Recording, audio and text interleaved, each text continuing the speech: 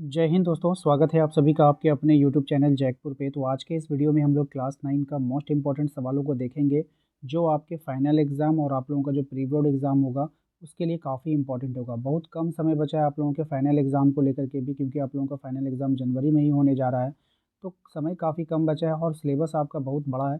तो धीरे धीरे आप लोगों का सारा कंप्लीट हो जाएगा। बस आपको हमारे चैनल को सब्सक्राइब करके रखना है, घंटी वाले आइकन को प्रेस करके रखना है।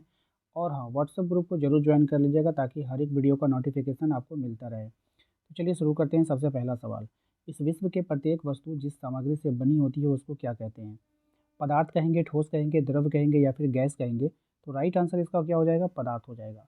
देखिए, दुनिया में जितने भी चीज़ें होती है ना, चाहे आप जो भी सामान देख रहे हो, अगर आपके सामने आप कुर्सी पे बैठे हुए हैं तो जो जो कुर्सी है वो भी पदार्थ की बनी हुई है, ठीक है? वो भी पदार्थ है। आपका घर क्या है? एक पदार्थ है। आप जो है, जो कुछ भी आप दुनिया में देख रहे हो ना, सब क्या है? आपका पदार्थ है, ठीक है? अगले सवाल पे आइए। अगला सवाल है हमारा क्वेश्चन नंबर 2 में कह रहा है कि भारत में प्राचीन दार्शनिकों ने पदार्थ को 5 मूल तत्वों में वर्गीकृत किया है। वे क्या हैं? ठीक है? तो अग्नि है, आकाश है, वायु है या फिर इनमें से सभी? तो इनमें से सभी हो जाएगा। 5 में से 3 चीज़ का यहाँ पे नाम दे दिया गया है, इसलिए इनमें से सभी होगा, ठीक है? पदार्थ बने होते हैं, पदार्थ किसके बने होते हैं ये आपको बतानी है। ठोस के हैं, तत्व के हैं, कणों के हैं या फिर गैस के हैं? जो पदार्थ होते हैं ना, वो छोटे-छोटे कणों से मिलकर बने होते हैं। कैसे बने होते हैं? छोटे-छोटे कणों से। तो ये ऐसे याद नहीं होगा, आपको ऐसे याद करना है कि पदार्थ छोटे-छोटे कणों से मिलकर बने होते हैं। ये एक लाइन याद रखिएगा, इसका आंसर भी आपको याद हो जाएगा।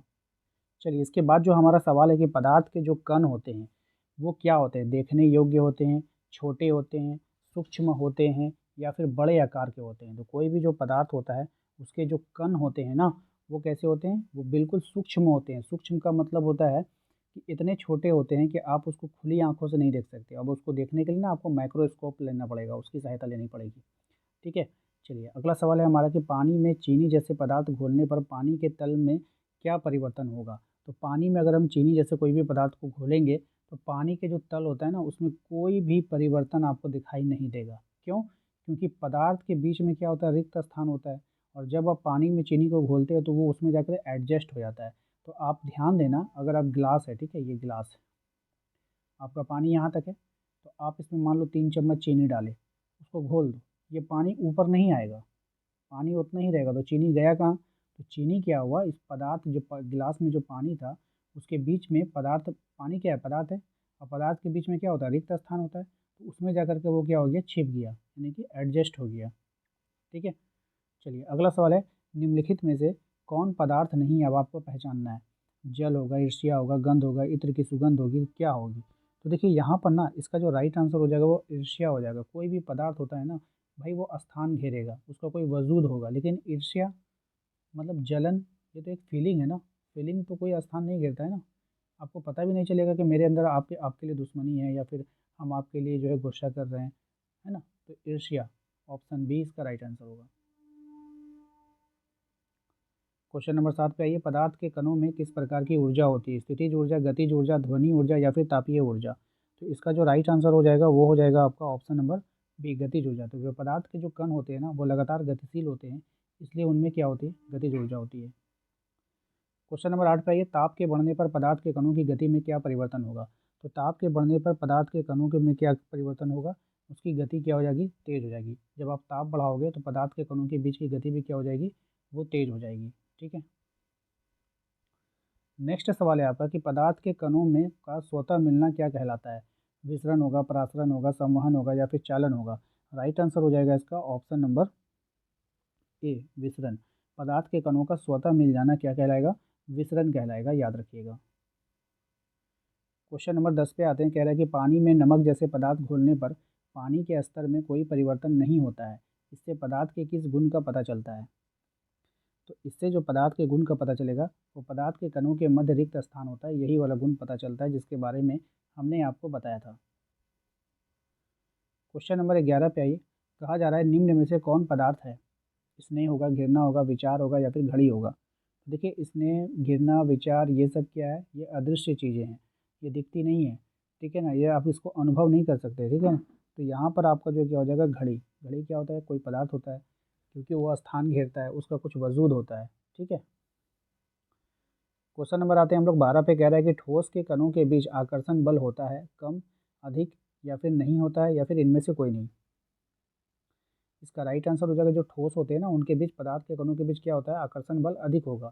ठीक है, चलिए अगला सवाल है कि बाह्य बल लगने पर ठोस की आकृति में क्या परिवर्तन होता है। अगर बाह्य बल कोई लगेगा तो ठोस की आकृति में आकृति नहीं बदलती है। ठोस अगर पदार्थ है तो उसकी आकृति नहीं बदलेगी।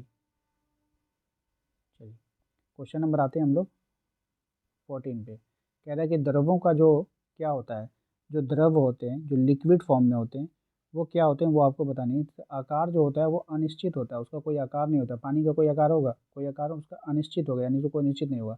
लेकिन उसका जो आयतन होता है वो निश्चित होता है। ठीक है, पानी का आकार तो नहीं होगा लेकिन उसका आयतन निश्चित होगा। ठीक है, गैसीय अवस्था में कणों की गति कैसी होती है आपको बतानी है। तो गैसीय अवस्था में जो कणों की गति होती है वो अनियमित और तीव्र होती है ना, अनियमित होगी और तीव्र होगी। द्रव में किसका विसरण संभव है। तो द्रवों में जो विसरण जो संभव होता है वो किसका होता है, तीनों का होता है, ठोस का, द्रव का और गैस का। क्वेश्चन नंबर 17 में देखिए कह रहा है आपसे कि ठोस पदार्थों का क्या होगा। ठोस पदार्थों का जो यहाँ पर होता है वो हो जाएगा, दोनों निश्चित होता है। क्या, तो उसका आयतन भी और उसका घन, है ना, ठोस पदार्थ का दोनों चीज़ निश्चित, आकार भी निश्चित होगा और आयतन भी निश्चित होगा, तो दोनों निश्चित होगा, ऑप्शन सी हो जाएगा। क्वेश्चन नंबर 18 पे आइए। कह रहा है निम्नलिखित पदार्थों में से किसकी संपीड़ितता अधिक होगी। यानी यहाँ पे कौन सा पदार्थ है जिसकी संपीड़ितता अधिक होगी, तो गैस। गैस की जो संपीड़ितता होती है वो क्या होती है, अधिक होती है। क्वेश्चन नंबर 19 पे कहा जा रहा है निम्नलिखित में से किन पदार्थों के कणों के मध्य रिक्त स्थान अधिक होता है। तो कौन सा पदार्थ है जिनमें रिक्त स्थान अधिक होता है, गैस। ठीक है, गैसों के बीच में रिक्त स्थान क्या होता है, अधिक होता है। क्वेश्चन नंबर 20 पे आइए। कहा जा रहा है कि वाहनों में ईंधन के रूप में किस गैस का उपयोग होता है। तो वाहनों में ईंधन के रूप में कौन सी गैस का हम लोग उपयोग करते हैं, यहाँ पर ये बतानी है आपको। राइट आंसर हो जाएगा इसका ऑप्शन नंबर है सीएनजी। सीएनजी गैस का उपयोग जो है वाहनों में ईंधन के रूप में किया जाता है। तो दोस्तों आशा करते हैं आप लोगों को आज का ये वीडियो पसंद आया होगा। वीडियो अच्छा लगा तो प्लीज़ वीडियो को लाइक किया कीजिए। चैनल पर पहली बार आएँ तो सब्सक्राइब जरूर कर लीजिएगा, घंटी वाले आइकन को प्रेस कर लीजिएगा ताकि आने वाली हर एक वीडियो का नोटिफिकेशन आपके मोबाइल पर जाए। इसके अलावा आप हमारे व्हाट्सएप ग्रुप को ज्वाइन कर सकते हैं, लिंक हमने डिस्क्रिप्शन में भी डाल रखा है। ठीक है, और एक प्लेलिस्ट मैंने बना दिया है जहाँ पर आप लोगों के फाइनल एग्जाम के सभी वीडियोज़ वहाँ पर मिल जाएंगे एक जगह। उसका लिंक आपको अभी डिस्प्ले पर भी शो होगा, आप उस पर क्लिक करके वहाँ जा सकते हैं, या नहीं तो उसका भी लिंक हम डिस्क्रिप्शन में डाल देंगे जहाँ से आप अपने क्लिक करके सारे वीडियो को आसानी से देख सकते हैं और अपनी परीक्षा की तैयारी अच्छे से कर पाएंगे।